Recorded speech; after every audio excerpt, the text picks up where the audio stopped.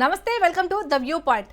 ఉద్రిక్తతలను పరిష్కరించుకునేందుకు గురువారం పాకిస్తాన్, ఆఫ్ఘనిస్తాన్ దేశాల మధ్య కీలకమైన శాంతి చర్చలు ప్రారంభం కానున్నాయి.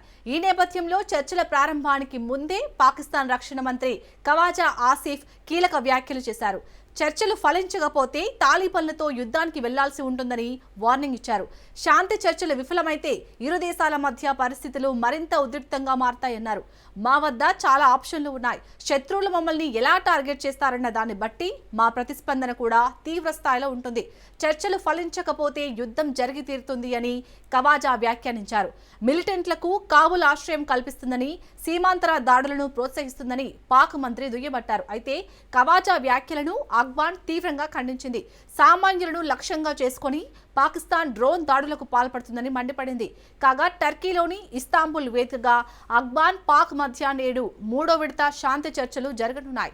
దీనికి ఖతార్, టర్కీ మధ్యవర్తిత్వం వహిస్తున్నాయి. అంతకుముందు దోహా, ఇస్తాంబుల్లో 2 విడతల్లో జరిగిన శాంతి చర్చల్లో ఎలాంటి ఒప్పందాలు జరగలేదు.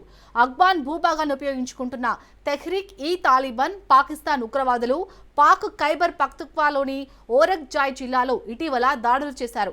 ఈ దాడుల్లో లెఫ్టినెంట్ కల్నల్, మేజర్ సహా 11 మంది సైనికులు మరణించారు. ఈ నేపథ్యంలోనే అఫ్ఘాన్ రాజధాని కాబూల్లో పేలుళ్లు చోటు చేసుకున్నాయి.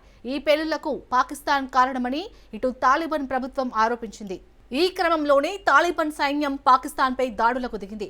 దాంతో పాకిస్తాన్ ఎదురు దాడులు జరిపింది. ఈ ఘర్షణల్లో ఇరువైపులా భారీ ప్రాణ నష్టం జరిగింది. అప్పటి నుంచి కూడా ఇరు దేశాల మధ్య ఘర్షణ వాతావరణం నెలకొంది.